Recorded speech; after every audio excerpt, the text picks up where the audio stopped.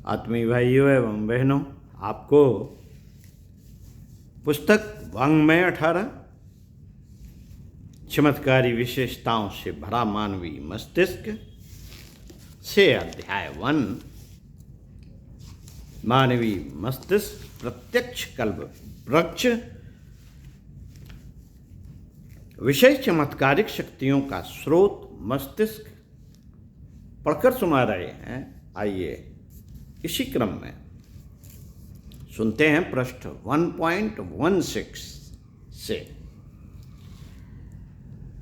मित्रों, अपनी उंगलियों से नापने पर 86 अंगुल के इस मनुष्य मस्तिष्क का वैसे तो प्रत्येक अवयव गणितीय आधार पर बना और अनुशासित है, पर जितना रहस्यपूर्ण यंत्र इसका मस्तिष्क है, संसार का कोई भी यंत्र ना तो इतना जटिल रहस्यपूर्ण है और ना समर्थ।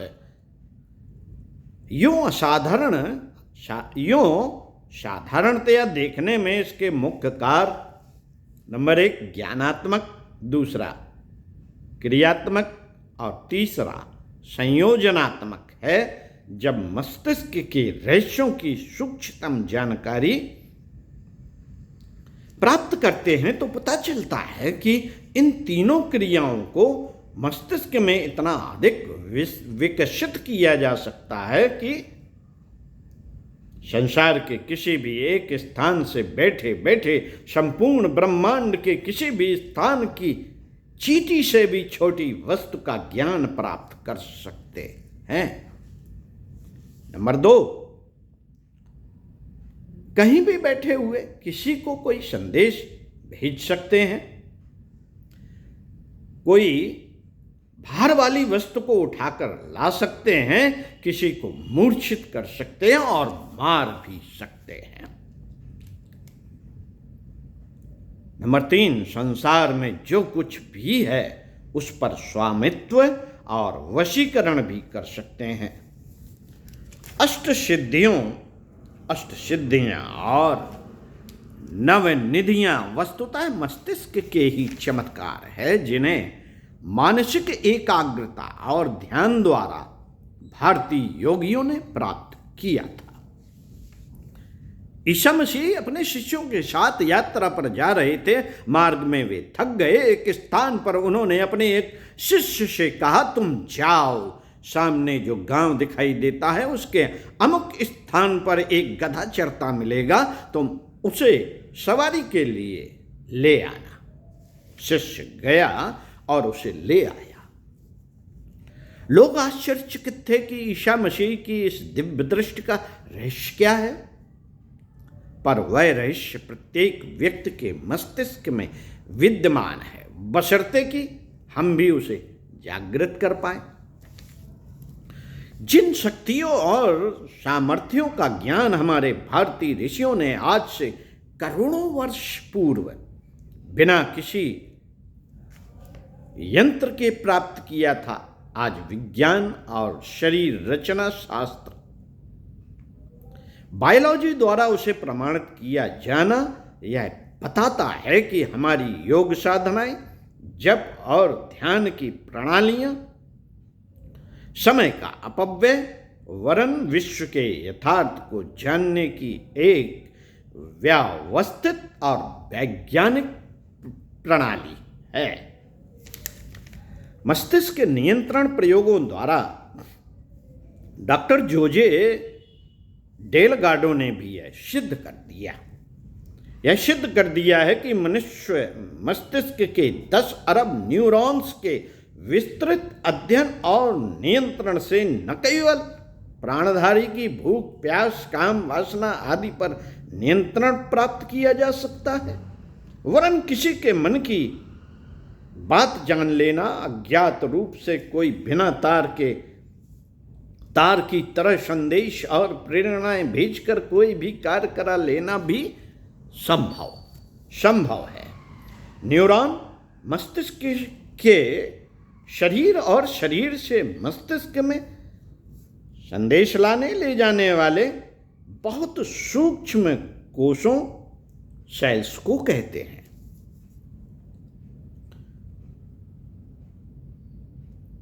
इनमें से बहुत पतले श्वेत धागे से निकले होते हैं। इन धागों से ही इन कोशों का परस्पर संबंध और मस्तिष्क में जाल सा बिछा हुआ है। यह कोश जहाँ शरीर के अंगों से संबंध रखते हैं, वहाँ उन्हें ऊर्ध्वमुखी बना लेने से प्रत्येक कोशांग सृष्टि के 10 अरब नक्षत्रों के प्रतिनिधि का काम कर सकते हैं। इस प्रकार मस्तिष्क को ग्रह नक्षत्रों का एक जगमगाता हुआ यंत्र कह सकते हैं। डॉक्टर डेलगाडो ने अपने कथन को प्रमाणित करने के लिए कई सार्वजनिक प्रयोग करके भी दिखाए। अली नामक एक बंदर को केला खाने के लिए दिया गया। जब वह केला खा रहा था, तब डॉक्टर डेलगाडो ने इलेक्ट्रोएन्सेफेलोग्राफ के द्वारा बंदर के मस्तिष्क को संदेश दिया कि केला खाने की अपेक्षा भूखा रहना चाहिए, तो बंदर ने भूखा रहते हुए भी केला फेंक दिया। इलेक्ट्रोएन्सेफेलोग्राफ एक ऐसा यंत्र है जिसमें विभिन्न क्रियाओं के समय मस्तिष्क में उठने वाली भाव तरंगों को अंकित कर लिया गया है। किसी भी प्रकार की भाव तरंग को विद्युत शक्ति द्वारा तीव्र कर देते हैं तो मस्तिष्क के शेष सब भाव दब जाते हैं और वह एक ही भाव तीव्र हो उठने से मस्तिष्क केवल वही काम करने लगता है। साथियों, गायत्री मिशन में ज्यादातर लोगों की भावनाओं को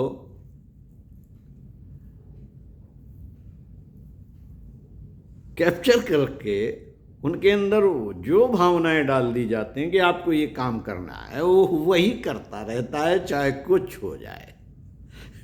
ऐसा आप देख सकते हैं, जान सकते हैं किसी भी गायत्री पर्जन के क्रियाकलापों को देखकर ये बात जानी जा सकती है कि अचानक ऐसा क्या हो गया कि ये ज्ञान रथ चलाने लगा, अचानक ऐसा क्या हो गया कि पीली धोती पहन के घूमने लगा, अचानक ऐसा क्या हो गया कि ये यज्ञ करने में जुट पड़ा है। ऐसी तमाम ढेर सारी बातें हमारे पर्जनों में देखी जा सकती हैं।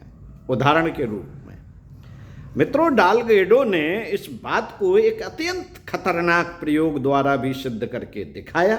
एक दिन उन्होंने इस प्रयोग की सार्वजनिक घोषणा कर दी। हजारों लोग एकत्रित हुए। सिर पर इलेक्ट्रोड जड़े हुए 2 खूंखार सांड लाए गए। इलेक्ट्रोड एक प्रकार का एरियल है जो रेडियो ट्रांसमीटर द्वारा छोड़ी गई तरंगों को पकड़ लेता है।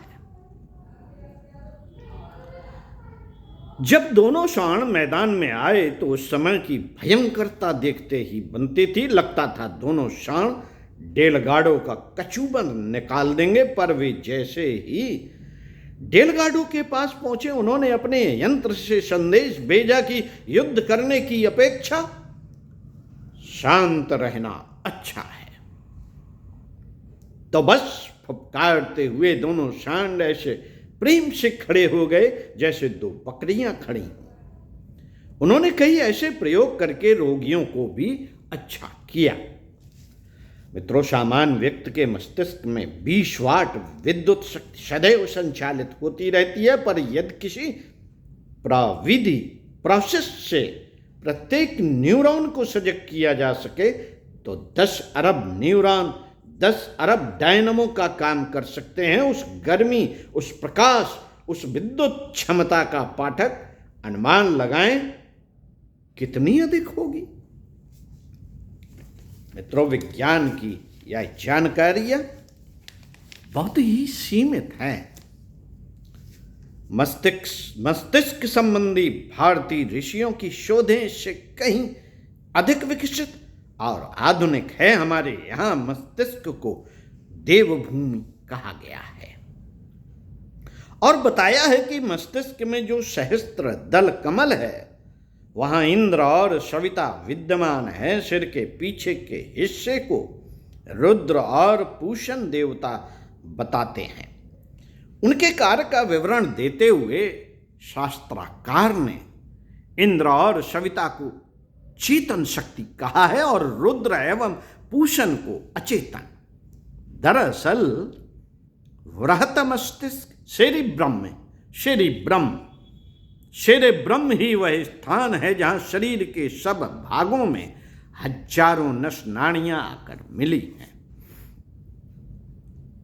यही स्थान शरीर का नियंत्रण रखता है, जबकि पिछला मस्तिष्क स्मृति शक्ति का केंद्र है। अचेतन कार्यों के लिए यहीं से एक प्रकार के विद्युत प्रवाह आते रहते हैं। जब तक मस्तिष्क का यह चेतन भाग क्रियाशील रहता है, जन्म के समय भी शरीर रचना का विकास यहीं से होता है और इसके क्षतिग्रस्त होने पर ही संपूर्ण मृत्यु होती है। शारीरिक मृत्यु, क्लिनिकल डेथ हो जाने पर भी जब तक यह भाग जीवित रहता है तब तक व्यक्ति मुर्दा नहीं होता। इसके अनेक उदाहरण भी पाए गए। सन 1896 में कलकत्ता में फ्रैंक लेस्ली नामक एक अंग्रेज का हृदय गति रुक जाने से निधन हो गया। उसके परिवार में कई औरों की भी हृदय गति रुकने से मृत्यु हुई थी। इसलिए उसकी मृत्यु निश्चित मानकर उसे ताबूत में बंद कर कब्रिस्तान में गाड़ दिया गया। उसके परिवार वाले उसे उटकमंड के सेंट जॉन चर्च के कब्रिस्तान में उसे गाड़ना चाहते थे, किंतु उसके लिए आवश्यक आज्ञा 6 माह बाद मिली। जब ताबूत को बाहर निकाला गया और रस्म के अनुसार उसे खोलकर देखा गया तो लोग घबरा कर पीछे हट गए। 6 माह पूर्व लाश जिस स्थिति में रखी थी अब उससे बिल्कुल भिन्न थी।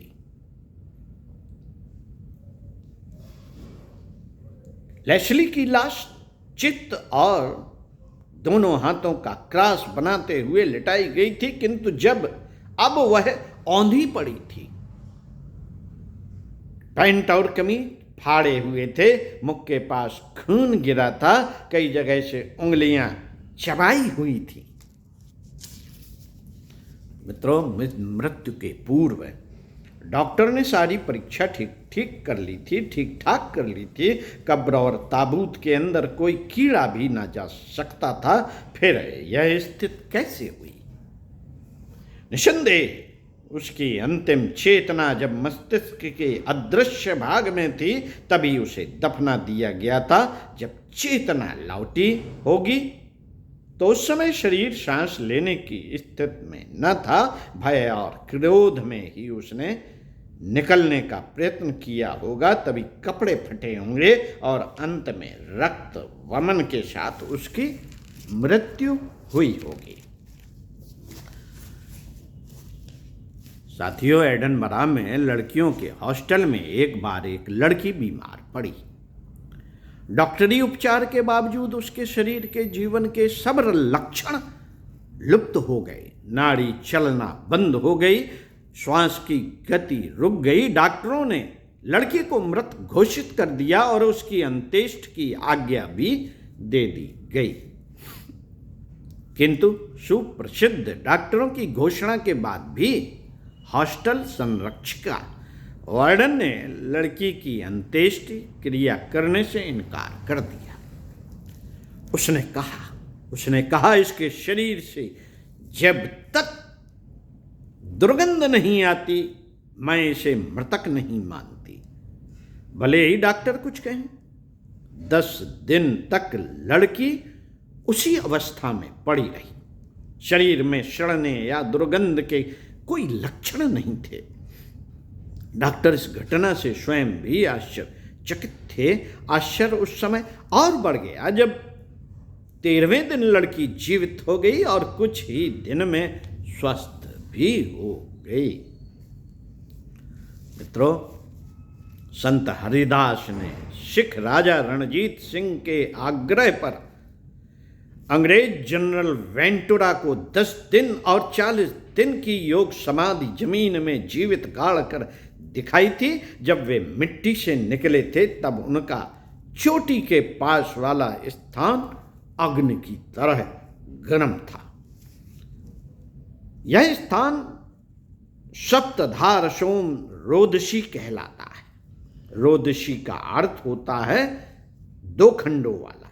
2 खंड इंद्र और सविता, मध्य भाग को अंतरिक्ष और अनुमस्तिष्क को पृथ्वी कहा गया है।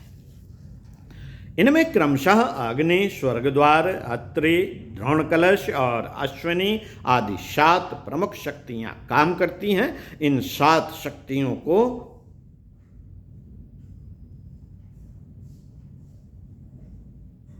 सेरासेल्स ने भी अपोलो और डेविड 2 भागों में विभक्त किया है और स्वीकार किया है कि यह 7 पुष्प मस्तिष्क की सूक्ष्म आध्यात्मिक भावनाओं से संबंध रखते हैं। मित्रों, इन 7 भागों को शरीर रचना शास्त्र अब 7 शून्य स्थानों वेंट्रिकल्स के रूप में जानने लगा है। पहला, दूसरा और चौथा खाली स्थान मस्तिष्क के दाएं और बाएं। तीसरा, इसके नीचे पीनियल और पिट्यूटरी ग्रंथ से जुड़ा होता है। 5वां, तीसरे के नीचे सेरिब्रेलम के स्थान पर है। 6वां, मस्तिष्क से निकलता है और नीचे रीढ़ में होता हुआ सैक्रोकॉक्सिजियल गैंग्लियन अर्थात रीढ़ के निचले भाग में पहुंचता है। 7वां, खोपड़ी के दाएं भाग में बादल की तरह छाया रहता है। वरुण देवता को तीनों लोकों में व्याप्त बताया गया है। यस्य श्वेता विचक्षणा विस्त्रो भूमिरधिक्षिता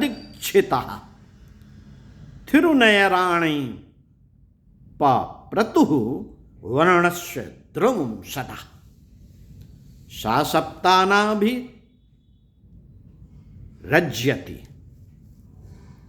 अर्थात वरुण की रहस्यमयी इस धारणा किए हुए शिराएं तीनों लोक में व्याप्त हैं, तीनों उत्तर दिशा के स्नायु केंद्रों से बंधी हैं। यही वरुण देव का मूल निवास है और यहीं से निकलते हुए 7 स्नायु केंद्र सारे शरीर और मानसिक चेतना का नियंत्रण करते हैं। शरीर रचना शास्त्रियों ने भी इसे सेरिब्रोस्पाइनल फ्लूइड के नाम से स्वीकार किया है और यह माना है कि इसमें 99% जल ही होता है। 1% विभिन्न लवण होते हैं।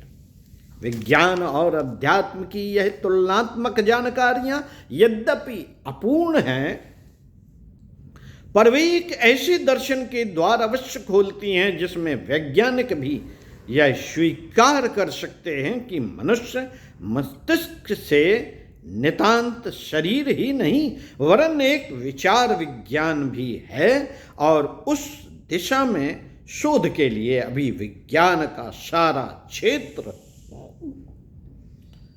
अधूरा पड़ा है। लोग चाहें तो उसे आध्यात्मिक और यौगिक क्रियाओं द्वारा खोज कर एक महत्तम शक्ति के स्वामी होने का सौभाग्य प्राप्त कर सकते हैं। देवताओं के नाम से विख्यात इन खाली स्थानों